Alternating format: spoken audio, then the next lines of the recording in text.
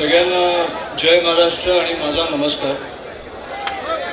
मी पण तुमच्यासारखं एकदा बोलायला नव्हतो आलो आणि तुम्ही पण माझं ऐकायला नव्हतं आला. आपण सगळे कुस्ती बघायला आलेलो म्हणून मी बोललो की मी आधी बोलणार नाही. पण कुस्ती चालू व्हायच्या आधी मला कोण बोललं की मैदानात उभं राहायला पाहिजे? कोणीतरी ह्यांच्यापैकी मला फेकून दिलं असं ना, मी थेट मुंबईला पोचलो असतो. नाही पण बापू, तुम्ही जो कार्यक्रम घेतलाय तुम्हाला खरंच खूप खूप अभिनंदन. उत्तम कार्यक्रम घेतलाय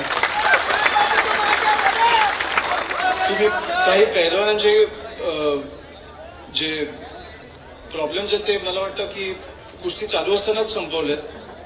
त्याच्यामुळे खूप खूप अभिनंदन तुमचं.